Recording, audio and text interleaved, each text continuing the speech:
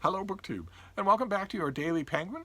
This is our slow, loving crawl through my Penguin Classic wall, book by book and author by author. And a while ago, I did a small amount of organization until I kind of lost heart. Actually, a lot of the wall is at least semi-organized.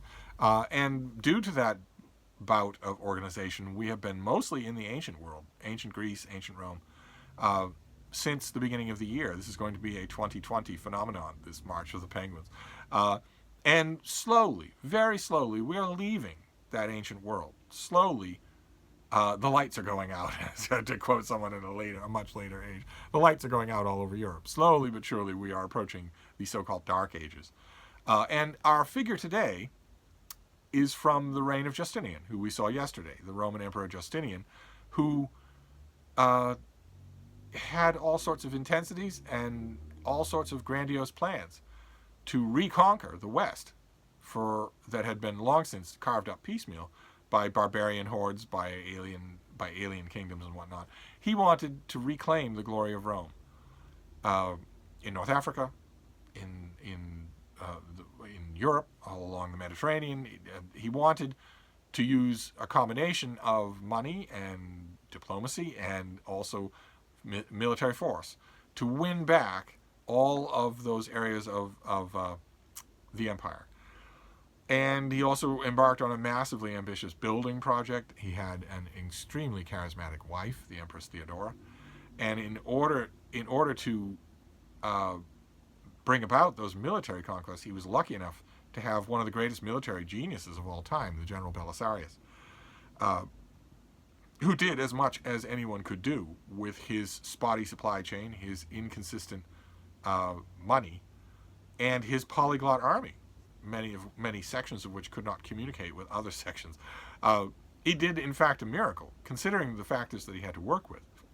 He performed miracles for Justinian.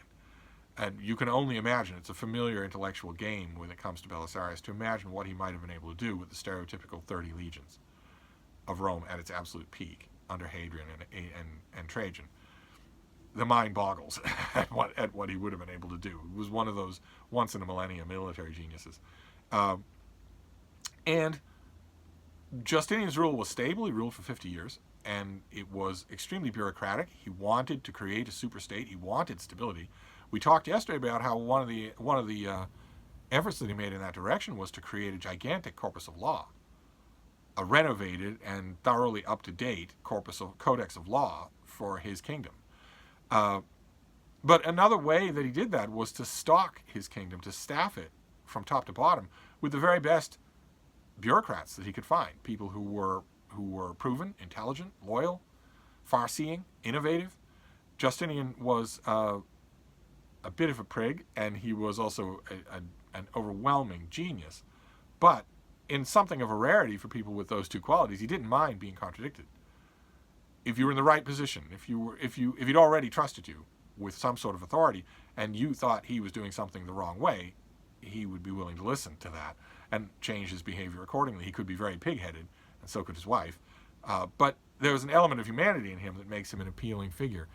I'm appealing in both senses, in the figurative sense of that you kind of sort of like him when you read about him, and also, for my case, in the literal sense of appealing to the American publishing world to come out with an 800-page biography of the Emperor Justinian. I have no idea why such a thing has not happened in my lifetime. I have no idea why that is. There should be 5 by now. In 1 year, just recently, we saw 2 biographies of President Herbert Hoover, but we don't have any biographies of Justinian I that I know of. Certainly nothing in the huge, grand, cinder block, attract a popular audience way.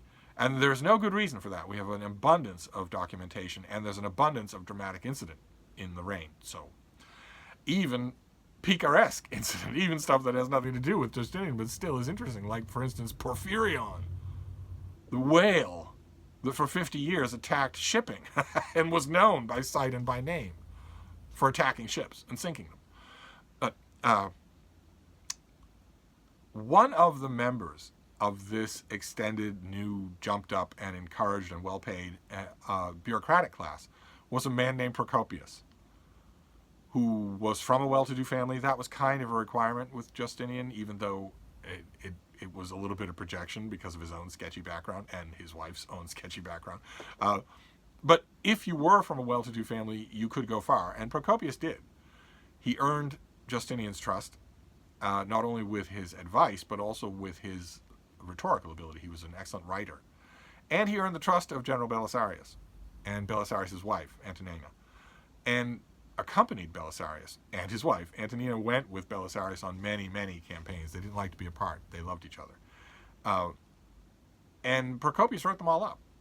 He wrote a long work of slightly rah-rah propaganda about the massive building projects that Justinian did in his reign. But he also wrote a long work of history about the wars of Justinian, about all of these amazing attempts on the part of this emperor to reclaim an empire. And it's the history that Justinian wrote is searching and smart and, of course, favorable to all parties concerned, and serious. A genuinely serious contribution to history. It used to be, once upon a time, that classics professors and historians just in general would refer to Procopius as the last great Roman historian. And when you read the long work, the wars, you get a sense of that. There's a grand tone to it. Justinian was born roughly about AD 500 and lived a good long life. And there's some evidence that at some point, around 550, something like that, he may have had some sort of an argument with Belisarius. It doesn't seem from his writing like he has much eyewitness proximity after around that point. So that could mean anything, but it could mean he had a gallstone, had to stay at home. But there's been speculation. And one of the things that has aided that speculation enormously over the last 1,500 years is our Penguin Classic today. That is the secret history of Procopius, because the whole time that he was writing all of those works, an official panegyric to Justinian's building genius, a long and detailed and largely favorable account of the wars that were spearheaded by Belisarius. The whole time that he was writing that, he was stewing and brewing and accumulating notes to write the exact opposite, to write a work savaging all of that, savaging all of it, savaging Justinian, savaging Theodora, his wife, savaging General Belisarius as overbearing, boorish, incompetent, and totally dominated by his wife, and savaging Antonina as being chatty and vain and quarrelsome and whatnot. All sorts of things that she certainly was, but she had all sorts of great qualities too that are present in the rest of Procopius, but are absent in this book. This book is a gigantic explosion of writerly bile. Imagine if, what would be a good example? Edmund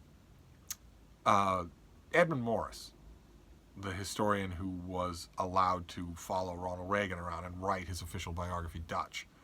Imagine if Edmund Morris, on his deathbed or after, since the secret history was very specifically earmarked for posthumous publication, for understandable reasons. Imagine if posthumously in Morris's papers, there was a 900-page book just absolutely excoriating Reagan and all of his aides and everything he did, everything about his administration. Dutch does not do that. It's a very controlled and mannered and layered approach to the Reagan administration. But what if we found that? And historians had to speculate from now to the end of time. Well, was he full of hatred while he was writing all those friendly things? Did the task of writing those friendly things fill him with hatred? We don't know. And we don't know about Procopius either. We have no idea why this book even exists. How it can exist when his other books are so convincing. They are so... I mean, not so much the PR job about buildings, but the wars... It's a legitimate tone of, I was there and this man was admirable. And in here, you don't get any of that. This is unbelievably good reading. Unbelievably good. But you have no idea what to take as right or wrong. You don't have any. It's so full of vitriol, you don't know whether to take it seriously. This is translated by G.A. Williamson. He decides, I think wisely in this case, to just import to Procopius all of the slang and the narrative pacing of his own day. And this translation is from 1966. So I want to read you just a bit of this. This is about Theodora. This is about the Empress Theodora. Later, she joined the actors in all the business of the theater and played a regular part in their stage performances, making herself the butt of their ribald buffoonery. She was extremely clever and had a biting wit, and quickly became popular as a result.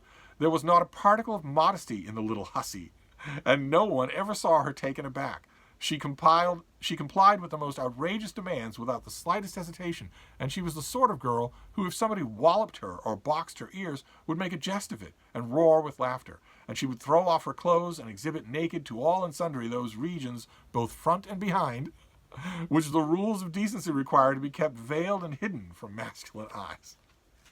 And it goes on like that, endlessly. Paragraph after paragraph after paragraph, chapter after chapter, it goes on like that. All four of the main characters in Procopius's life, the emperor, his wife, the general, and his wife, are ripped to shreds in the course of this book. It is very, very entertaining. I don't know how much of it is true. I'd be willing to bet not much. For instance, there are famous passages in here about Justinian and about his peculiarities, which mention some of them. He didn't like to eat. He had to be reminded to take his meals. He most especially didn't like to sleep, and could be found wandering the palace at all hours. And people, there were urban legends, there were all sorts of anecdotal reports that no matter what time of the late night or early morning before dawn you passed the palace, you would see a light on way up in the top tower, which of course leads Procopius to elaborate and say that those same witnesses saw not only a light but also demons visiting Justinian late at night and conferring with him, and so on and so forth. Some of the details are just amazing. So your Penguin Classic for today is a recommend, but look on it as fiction. Definitely look on it as fiction. The translation, as you can see, is totally a product of its time. It's boisterous and fun just for that reason. But so I don't have any problem with the translation. And I don't have any problem making a recommendation, because you'll get right away that you can no more put a lot of weight on this than you can put a lot of weight on, for instance, some of the more salacious gossip in Suetonius. But I do have a complaint. You'd scarcely recognize me if I didn't. I do have a complaint. It's not specifically about the Penguin Classic, The Secret History by Procopius. It's the fact that Penguin Classic doesn't do any other Procopius. And that is kind of strange. I know this has popular appeal, but the histories of Procopius are genuinely important, and Penguin doesn't do them. There is no big volume or a series of volumes like they do for Livy, in which you have all the separate books that Procopius wrote about the campaigns of Belisarius. There is no such Penguin Classic that I know of. I've never seen of it or heard of it, and that's a shame, because those are interesting reading. Instead, I have to recommend something else. We're going to go to Ohio State University. This is a translation by H.B. Dewing, and this is The Wars of Justinian by Procopius. And as you can always tell when you're dealing with a pretentious translator who's very, very serious about his job, because he will break with the common tradition of spelling the author's name. And so we have Procopius here. And this has an introduction by Anthony Caldelis, who's fantastic on the Byzantine era. He has a half a dozen books to his credit. You're going to see them if you look him up on Wikipedia or Amazon. All of those books are great. Probably none of them are cheap, so you'd have to judge accordingly. But if you like the Byzantine era, then this guy is a name to look for, because he's amazing. Absolutely amazing on the subject.